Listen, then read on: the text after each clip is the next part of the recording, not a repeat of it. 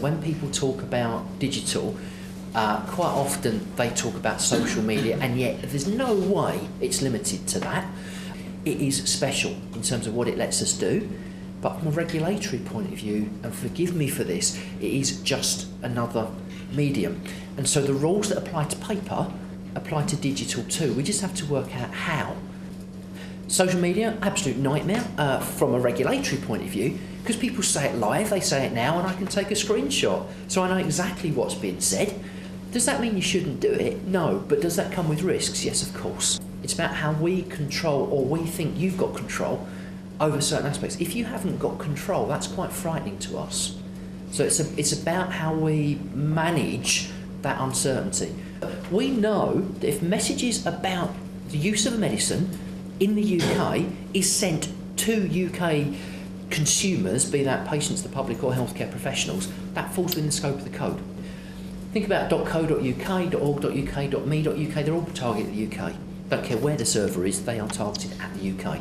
You can have a phenomenal website, you can publish every study ever done that's on licence about your product and stick it in cyberspace. You can do that now. The second you tell people that website is there, it becomes promotional. But that's the power of search engines. If they're looking for it, you cannot provide the answers. If they're not looking for it, why would you bother to tell them? They're not your target audience anyway. So, social media, do I think you can do websites that have user-generated content in them for the general access, be that healthcare professionals or patients? My gut instinct right now is no. Thinking about apps, can you do apps? Yeah, there's quite a few starting to generate out there now. But they've got to be run in line with Clause 22 of the code, which is the one that talks about patients and what you can say to the general public. They've got to be run in line with Clause 18 of the code, which is the one that says pharma can do all these wonderful services to medicine, which is great, but there are rules. You can't use it to promote products. So how do you then make that work, and how do you stick something into iTunes without it being promotional? There's examples out there. There's lots of really good examples out there. What are you trying to do? Promote a product or push a disease awareness campaign? And if you get the project right, it's classic marketing, isn't it? You shape your project, you shape the target audience, you work out the right medium. And in a way, that's all we're doing, and you work the kind of works around it. So we'll talk about chat rooms. The rule book right now on chat rooms is no, is most people's interpretation, but we'll come back to that. But what we want it to be is, well, why wouldn't you? It's a really intelligent way to engage with your customers. If you're going to run any kind of chat room, you must monitor the site. Now, it's up to you whether you want to pre-moderate, it's up to you whether you want to try and certify in advance. What you want to do is mitigate the risks, you control it. Lock it behind password controlled access and go for your target groups.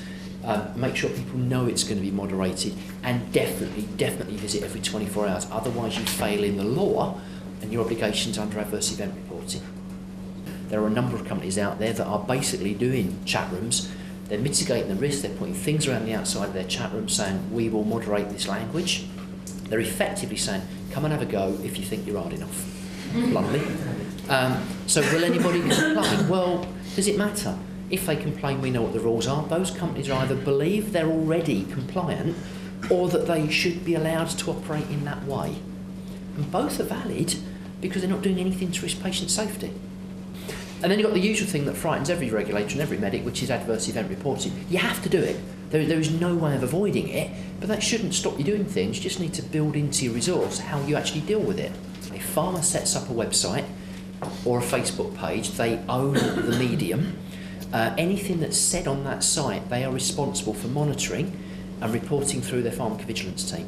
You go on the site every 24 hours, you screenshot it, you send it to the pharmacovigilance team so they can test it. If it's about medicines or human health or diseases, pharma has to say, this was created by, commissioned by, organised by, sponsored by Company X. There is no way around that. But guys, if we're proud of doing it, it shouldn't be a problem anyway.